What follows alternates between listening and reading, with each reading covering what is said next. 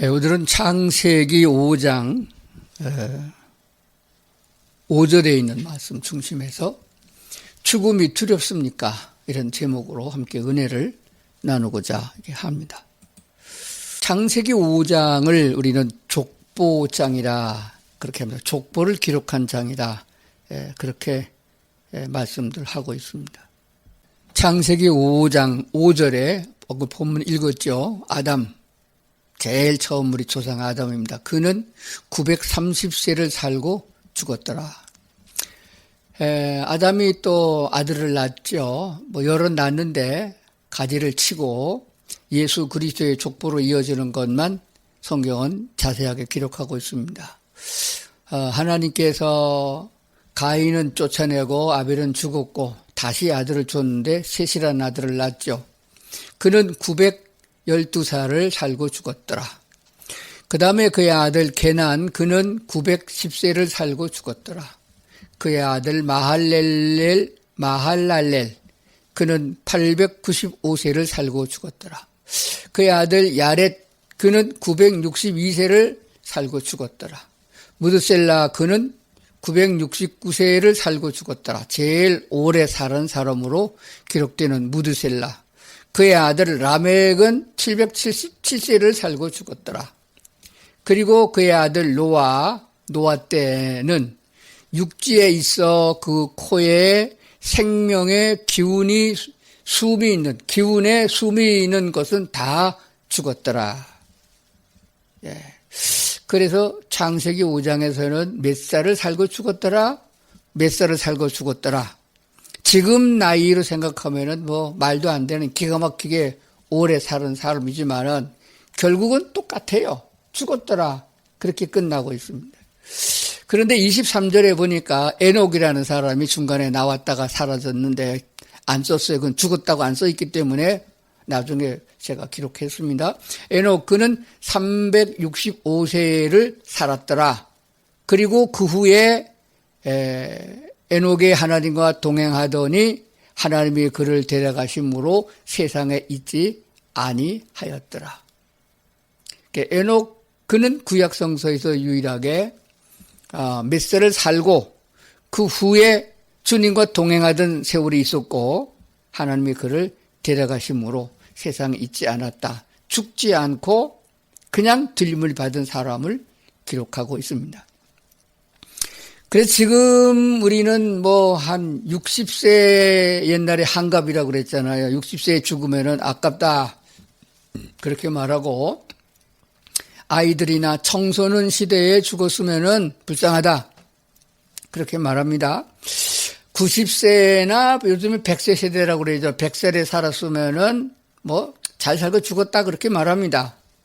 근데 구약성서를 보면은 그거는 아이에 죽은 거예요. 969세를 사는 사람도 있는데 1000살 가깝게 사는 사람들 아니겠어요? 이 말씀을 우리에게 주신 것은 뭐냐? 너의 인생들아, 너희도 아담 시대처럼 오래 살 수도 있을 뿐만 아니라 죽음을 보지 않고 영생하는 세계로 들림을 받을 사람도 있을 뿐만 아니라 1000살을 사는 천년 왕국도 있다는 사실을 우리에게 말씀해 주고 있는 것입니다. 그러므로 기독교는 종교가 아니고 생명입니다.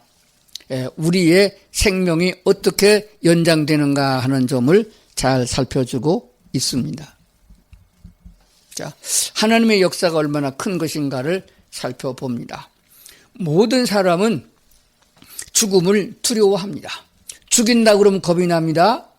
총을 한밤중에 걸어가는데 총을 등 뒤에 대고 죽인다고 그러면은 있는 거 없는 거 다 내놓고 살려달라고 빕니다.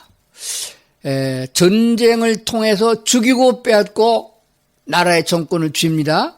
그러나 그들 또한 결국은 죽었어요. 똑같습니다. 930세를 살았던 아담이나 895세를 살은 마할랄렐이나 결론은 같아요. 죽었다 하는 점은 같은 것입니다. 그렇기 때문에 얼마나 오래 살았느냐 그거 자랑할 건 못 돼요. 요즘의 사람들의 관점은 오래 살되 건강하게 사느냐 그래서 뭐 운동을 해야 된다, 영양소를 공급해야 된다, 뭐 비타민 D를 흡수해야 된다라는 많은 견해들이 있습니다. 그러나 그것도 헛된 거예요. 소용이 없습니다. 120살도 못 살고 죽는데 그 결론이 똑같은 것 때문에 우리가 이 세상에서 하나님을 등지고 사랑하지 못하고 미워하고 싸우고 헐뜯고 쳐 죽이고 그리고 불안하게 인생을 삽니다. 그 자신들이 남을 죽이고 그리고 성공했고 남을 짓밟고 올라가서 승리했다고 하는 사람이 죽음의 문턱에 서면 불안해요. 어디로 갈 건가? 고통스럽습니다. 죽음은 끝이다. 아무것도 없다라고 속으로 뇌까리지만은 그 심령 속에는 아니요. 기독교에서 천국과 지옥이 있다고 그랬는데 난 지옥 갈지도 몰라. 그런 불안감을 가지고 있는 것이에요.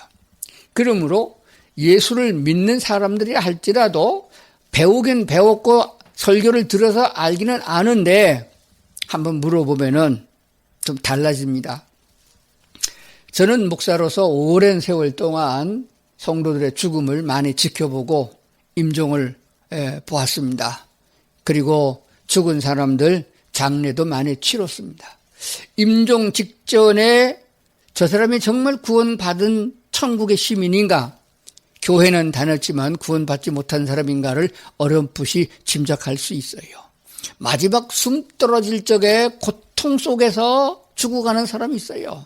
교인들도 그렇습니다. 아주 이를 악물고 고통을 참느라고 몸부림치다가 숨 끊어지는 사람이 있어요.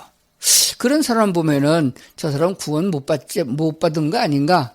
구원받지 못한 사람이 아닌가 생각해 봅니다.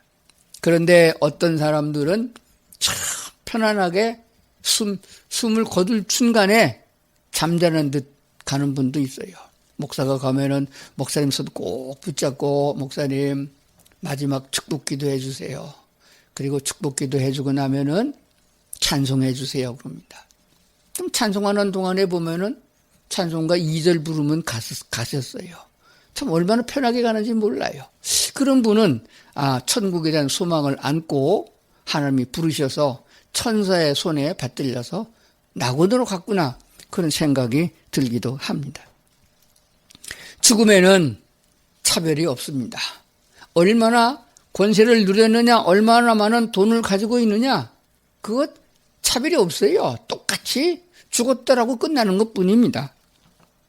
죽음으로 끝이 아닌 것이 기독교의 신앙입니다. 죽음은 하나의 사선을 넘는 다음 세계로 옮겨지는 다른 나라로 이사를 가는 것과 같은 것이 되어져요. 우리는 국제적으로 비행기를 타고 여러 나라를 돌아다닙니다.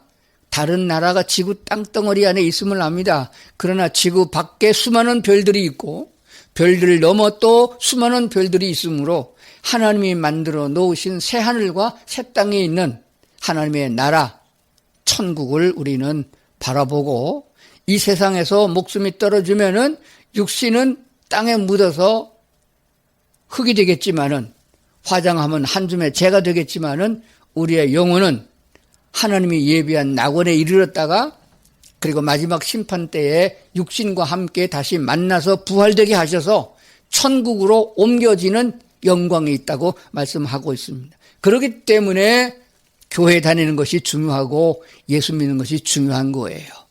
거기에 비하면 이 세상에 있는 것들은 다 쓸데없는 거예요. 쓰잘데없는 것입니다. 그러니까 그런 것으로 인하여 목매지 말고 하나님의 말씀에 좀 더 귀를 기울여서 하나님이 기뻐하는 일이 무엇인가, 내 마음에 하나님이 주신 평화가 무엇인가, 진정한 자유가 무엇인가를 생각해 보면서 이 땅에 사는 동안에도 기쁨과 감사함으로 살아갈 수 있는 성도들이 되어야 된다고 그렇게 믿습니다. 우리는 인간의 두뇌로 생각하기 때문에 그 하나님에 대해서 잘 모를 때가 많아요. 수없이 성경을 보고 설교를 들었어도 하나님의 마음을 다 몰라요. 알 수가 없습니다. 인간의 IQ가 지금 145 나가는 사람도 있다고 그랬는데 그 사람 별 차이가 없어요. 신의 세계, 신의 경지에 들어간 사람을 빼놓고는 인간의 두뇌라고 하는 것은, 안다고 하는 것은 눈에 보이는 것, 내가 들은 것, 배운 것 외에는 알지 못하는 것입니다. 그런데 우리 인간의 생각으로만 성경을 보면은 하나님께 대한 원망이 터져 나오고 불평이 나오고 그래요. 하나님이 선택된 이스라엘 백성들이 광야길을 걸으면서 얼마나 하나님 원망했고 모세를 원망했습니까? 뭐 물이 없다고 원망하고 불평하고 떡이 없다고 난리고 지금도 똑같아요. 상대성을 갖고 있습니다. 나보다 잘 사는 사람도 있지만은 나보다 못 사는 사람도 있고 나보다 건강한 사람도 있지만은 나보다 더 약해서 병들어 있는 사람 많아요. 중환자실에 아직도 누워있는 사람도 많고 젊어서부터 교통사고로 인해서 전신마비가 돼서 고생하는 사람도 많이 있습니다. 그러니까 어느 쪽을 보느냐에 따라 가지고 행복의 척도가 달라지는데 자꾸 사람들은 위에만 쳐다봅니다. 제가 사는 양평군 용문면에는 자기 개인 주택을 하나 소유하는데 뭐 1억 5천만 원 정도 돼도 자기 집 소유할 수 있어요. 그런데 강남을 다 바라보면은 아파트 한 채가 뭐 40억에서 뭐 80억, 뭐 120억 막 그러고 있단 말이에요. 그러니까 그 돈 뭐 언제 마련해서 그 아파트 사겠어요. 밥 먹고 잠들면은 똑같아요. 돈 많은 사람, 권력 쥐고 있는 사람 더 불안하고 걱정 많아서 잠 못 자요. 노동자가 차라리 잠 편하게 잡니다. 단잠 자고 아침에 일어나면 잘 잤다. 하나님 감사합니다. 굿모닝 하거든요. 얼마나 행복한 사람들이에요. 우리가 생각하기에 복 있는 사람 어떤 사람이냐? 아들, 딸 낳고 다 잘 되고 건강하게 102살 살다가 죽었다. 그게 복이 있는 사람이 아니에요. 하나님의 평가의 기준은 그가 나중에 부활 후에 하나님 앞에 갈 수 있는 사람이냐, 하나님 앞에 갔다 할지라도 어떤 사람이 되느냐 하는 것은 아주 중요한 일입니다. 하나님 같은 거는 없어도 산다는 사람 지금 얼마나 많이 있습니까? 똑똑한 사람도 많고 잘난 사람도 많이 있습니다. 지금은요, 초대교회처럼 아프면 하나님 안 찾아요. 아프면 병원 가고 약국 가잖아요. 요즘 의사들 파업하잖아요. 그래서 뭐 온통 나라가 시끄럽고 뒤집어진 것 같아요. 의사 한 명도 없어도 다 살아갈 수 있어요. 믿음만 있으면은. 믿어지지 않죠? 하나님은 무엇을 원하는가 생각해 봐야 됩니다. 물론 의사를 주시고 약을 주신 이도 하나님이시지만은 적당하게 하나님의 은혜를 따라서 서로 피차의 사랑으로 돌보고 아끼면서 살아가는 세상에 돼야 되지, 사람의 생명을 담보로 해가지고 데모를 하고 파업을 하고 이게 있을 수 있는 인간이 하는 짓들이 아니잖아요. 지금은 목사도 마찬가지고 교회도 마찬가지고 다 이기주의입니다. 하나님 같은 건 저 뒤로 보내고 사람의 의견과 생각을 앞장세우고 사는 세대가 됐기 때문에 하나님의 진노가 임하지 않을 수밖에 없는 세대가 돼가고 있다는 말인 것입니다. 말세가 대도 끝자락에 와 있다는 것은 부정할 수 없는 현실이라 그렇게 믿습니다. 죽음은 두려워할 것이 아니고 환영할 것입니다. 내가 죽음의 문턱에 섰을 적에 주님을 만난다는 확신을 가지고 있는 것, 그 얼마나 필요한가 생각을 해보는 것입니다. 죽음은 두려운 것이 아니고 죽음으로 끝이 아니다. 모든 육체가 다 부활한다는 것 기억해야 됩니다. 예수를 믿은 사람도 부활하고 안 믿은 사람도 부활하고 아주 악하고 사형 선고를 받은 사람도 부활합니다.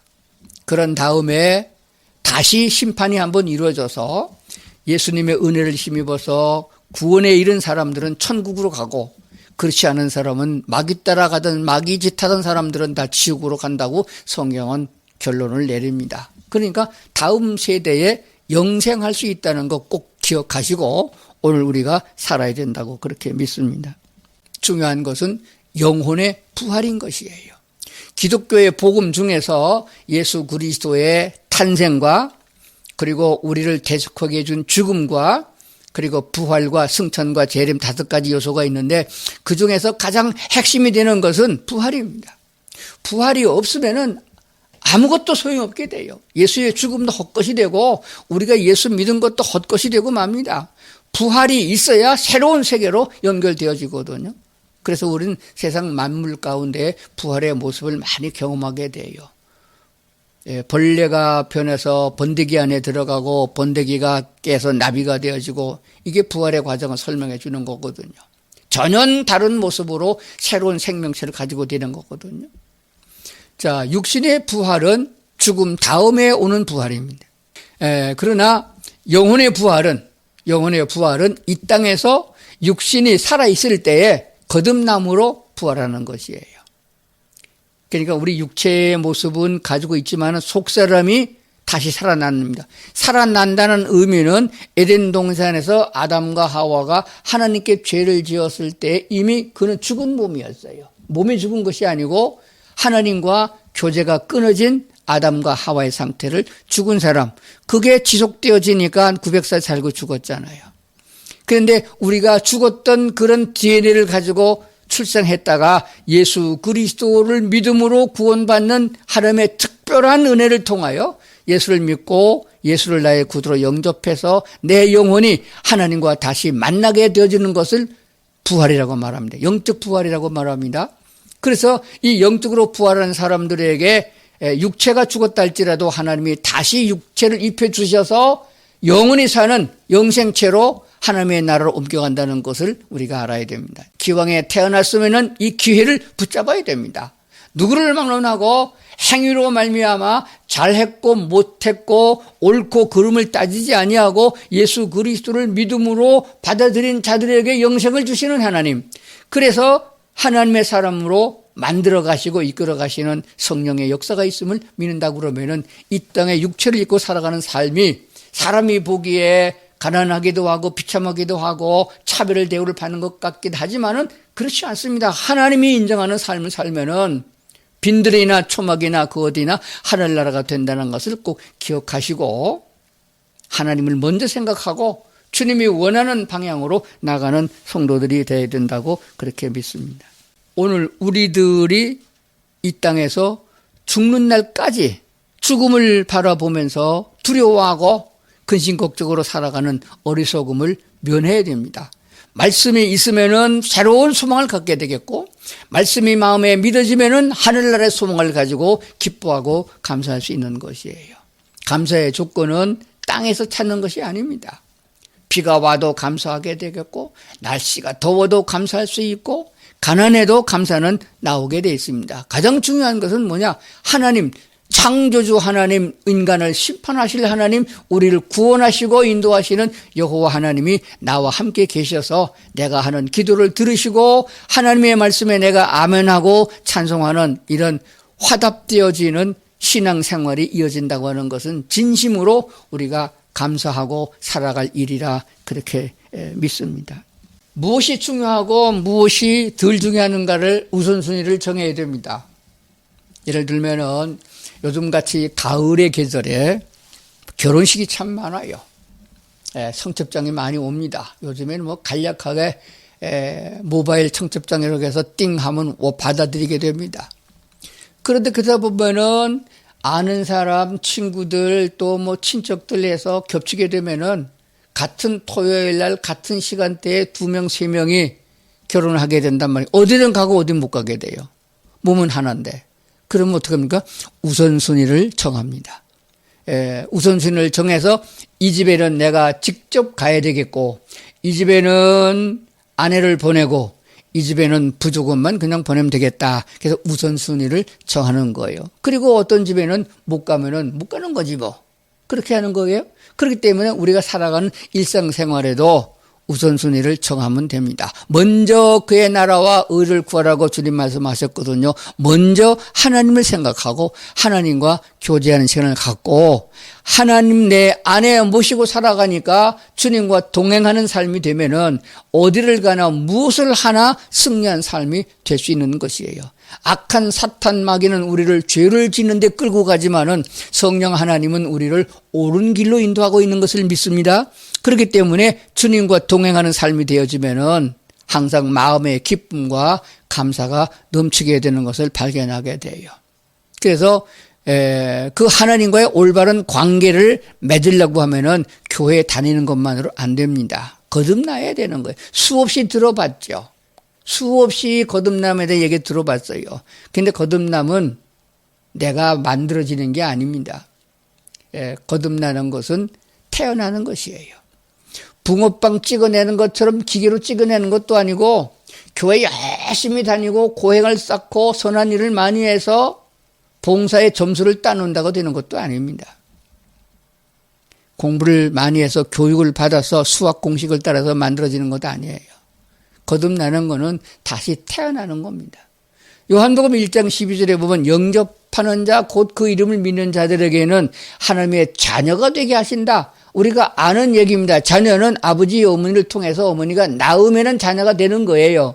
돼지가 나면 돼지가 되고 소가 나면 소가 되고 사람이 나면 사람이 되는 겁니다. 하나님이 낳으면 하나님의 사람이 되는 거예요. 하나님이 어떻게 낳냐고요? 하나님의 사람을 낳는 방법은 인간의 낳는 방법과 좀 다릅니다.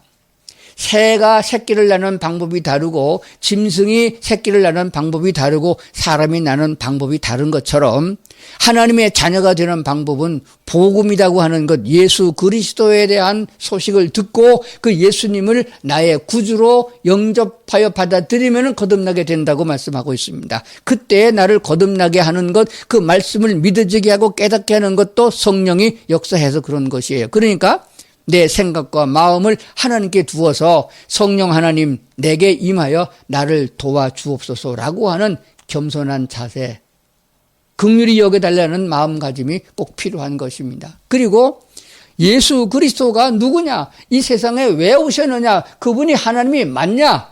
그분이 33살에 십자가에 못 박혀 죽었다는데 그렇게 일찍 죽은 사람이 무슨 의인이냐? 이렇게 따지지 말고 그렇게 묻지 말고 하나님이 나를 긍휼히 여겨 주셔서 그 예수 그리스도가 믿어지게 내게도 믿음을 주옵소서. 이런 자세를 가지고 예수 그리스도에 대해서 들어야 됩니다. 그러므로 이 예수 그리스도 즉 복음에 대하여서는 수천 번 설교해야 되고 목사가 해둔 일이 이것이에요. 인문학이나 철학이 사람을 변화시키지 못합니다. 죽어가는 사람을 살리지 못하는 것과 같은 것이에요. 그러니까 그런 것들은 세상에서 배울 수 있는 것이고 배워봤자 몇십 년이잖아요. 가장 소중한 것, 생명으로 이어지는 것은 하나님의 말씀, 복음인데 복음은 곧 그리스도 예수를 말한단 말입니다. 왜 예수가 그리스도이며 그리스도는 무엇을 말하며 그래서 이 복음에 대한 설교는 수천 번을 하고 수천 번씩 들어야 됩니다. 아직도 나는 예수님을 영접하여 거듭나지 못했다고 생각드는 사람이 있으면은 유튜브를 두지더라도 또 설교 또 들어야 돼요. 원점으로 돌아가서 예수님 나의 구주로 제가 받아들입니다라고 고백을 하고 교인이 돼야 되는 것이에요. 교회를 다니고 교회에서 권사가 되고 집사가 됐다고 해서 구원받는 건 아닙니다. 중요한 것이에요. 그렇기 때문에 하나님께서 성령의 역사를 통하여 복음을 전달하는 사람을 통해서 낳으면은 우리가 하나님의 자녀가 되는 것이에요. 그러면은 하나님이 책임지시고 인도하십니다. 동물의 세계나 곤충의 세계, 물고기 세계를 보더라도 그를 낳은 부모가 새끼를 클 때까지 보살피는 건 아주 당연한 일입니다. 목숨 걸고 지킵니다. 어미닭이 병아리 지키는 거 보셨어요? 평상시에는 독수리가 날라오면요 어미닭이 잡혀먹어요. 근데 새끼를 품고 있을 적에는요 독수리가 어미닭 못 이깁니다. 죽을 힘을 다해서 쪼아대니까 독수리가 결국 포기하고 도망가거든요. 하나님께서 우리의 부모 되시는데 하나님 아버지라고 부르잖아요. 우리 하나님의 자녀 아니요. 그럼 하나님이 나를 책임지시고 하나님의 자녀로 합당한 자 되도록 교육하시고 인도하시고 섭리하신 건 맞습니다. 그런데 그것까지 사람이 대신해가지고 콩나라 판나라 공자월 맹자월 이렇게 가르쳐갖고 될 일이 아니에요. 30년 50년 교회 다녔다고 해서 행동이 바르게 됩니까? 안 되잖아요. 그거는 하나님을 의지하지 않고 하나님이 해주는 그 통로를 우리가 가로막았기 때문에 그런 거예요. 예수님께서 제자들에게 마지막 부탁한 말이 뭔지 아시겠어요? 유언장과 같은 것이 마태복음 마지막 장에 나와요. 내가 이제 아버지께로 가게 되면은 너에게 성령을 보내리라. 성령 그가 오면은 너희가 성령의 권능을 받고 사마리아 땅 끝까지 이르러 내 증인이 되리라. 너희가 가서 사람 꼬라지가 되도록 교육하라. 사람의 바른 행동을 가르치라. 그런 구절 한 구절도 없어요. 나중에 사도들이 거듭난, 복음을 듣고 거듭난 교인들에게 너가 그렇게 살아서 하나님 기뻐하겠느냐? 그 짓은 마귀가 원하는 거다. 이렇게 가르치는 것 뿐이지. 앞장서서 코를 잡아 끼기면서 주일날은 뭐 하지 말아라. 11조는 꼭 해라. 뭐 하라 하지 말아라. 이렇게 하는 거 아니라는 거예요. 하나님의 성령이 그 믿음의 분량을 따라서 다 인도하시고 마귀 권세 사탄에게 넘어가지 않도록 보호하시고 하나님께서 어찌하든지 간에 하나님의 나라 백성으로 합당하게 만들어가고 있다는 사실을 믿고 성령 하나님을 의탁하고 주님께 기도하면서 하나님이 내게 그를 잘 돌보라 하셨으면은 내 믿음의 분량을 따라 순종하는 것이지요. 그렇기 때문에 모든 성경의 결론은 어떤 교육적인 가치가 아니라 세상 인문학적 교육의 가치가 아니라 부활이고 영생입니다. 모든 성경의 모든 말씀의 결론은 다 부활에 이를 것이고 영생의 세계를 말씀하는 것입니다. 그것은 거듭남에 있다는 것을 분명히 말씀하고 있습니다. 다시 태어나는 것 외에는 다른 길이 없다 하는 중요성을 알게 되는 것입니다. 그래서 우리는 세 가지의 질문을 드립니다. 복음이란 무엇인가? 다시 우물우물해요. 거듭남의 원리는 무엇인가? 하나님께서 아무것도 모르는 상태에서 무조건 그렇게 하지 않았습니다. 예수님이 하나님이시잖아요. 하나님이 육체를 입으시고 사람이 알아듣는 말로 우리에게 말씀하셨을 적에 한 분도 가보지 못한 하나님의 나라 거듭나는 것 영생을 얻는 것 말씀하실 적에는 다 비유로 말씀하셨어요. 예를 들어 말씀하셨어요. 이 세상에 거듭남의 원리가 있습니다. 이 세상에 우리가 알고 있는 대로 거듭남의 원리가 있어요. 그것을 우리가 안 듣는 거예요. 설교해도 귀를 막고 그건 필요 없어요. 하나님 내게 물질의 축복을 주세요. 병든 거 고쳐주세요. 물이 포도주가 되게 해주세요. 이런 것만 구하지. 영적 귀를 열어주셔서 그 말씀의 진수를 깨닫게 하시옵소서 이렇게 안 하기 때문에 복음의 원리를 깨닫지 못하는 거예요. 그리고 어떻게 거듭나는가 하는 것들을 이미 제 유튜브 설교 중에 이미 다 설교한 것들이 있어요. 그래도 잘 모르니까 제가 계획하기에는 내년부터 온라인 교회로 집중적으로 교회를 구성하고 거듭나지 못한 영혼들에게 따로 모아서 직접 복음을 증거하는 시간들을 가지려고 합니다. 복음은 문서로 전달되지 않았습니다. 복음은 사도들의 입술을 통해서 전달되는데 왜 그러냐? 그 복음을 증거하는 사람들이 영적 어머니 심정으로 하나님의 말씀을 가슴에 품고 그 영혼에게 심어주는 잉태되었고 낳는 역사를 가져오는 것입니다. 그렇기 때문에 기도가 필요하고 복음을 전하는 사람의 영역도 필요한 것입니다. 꼭 기억을 하시기를 바랍니다. 죽음이 들었습니까? 아니요. 이렇게 대답됩니다. 기다려집니다. 그때가 오면 할렐루야 찬송 부르며 주님께 갈 것입니다. 그 정도 믿으면 돼야 되지요. 말씀이 우리에게 있습니다. 세상에 어떤 시간을 빼서라도 1시간 덜 가더라도 말씀을 보시고 성경을 암송하고 성경을 또 쓰고 또 성경을 찾아서 시편의 노래를 하고 하나님께 영광과 찬송을 드리면서 어디로 가든지 주님과 동행하는 삶으로 하늘나라 소망을 가지고 기쁨과 감사함으로 살아갈 수 있는 그런 성도들 다 될 수 있기를 주의 이름으로 축원합니다. 기도하시겠습니다. 하나님 오늘도 우리를 주님 앞에 세우셔서 감사합니다. 어차피 우리가 세상을 떠나야 할 것이라면은 행복한 삶을 살다가 다 아주 미련 없이 버려두고 주님을 맞으러 갈 수 있는 믿음이 있게 하여 주시옵소서. 그 믿음은 주님이 주신 줄로 믿습니다. 말씀 안에서 우리에게 믿음을 주시고 말씀 안에서 축복하시는 하나님인 것을 믿습니다. 그렇기 때문에 믿음을 굳건하게 하시고 말씀에서 떠나지 아니하고 진리에서 떠나지 아니하고 주님 편에 서서 오른쪽으로 갈 수 있는 오른편으로 행할 수 있는 천국을 향해 갈 수 있는 저희 모두 되도록 도와주시옵소서. 감사드리며 예수님 이름으로 기도드리옵나이다. 아멘.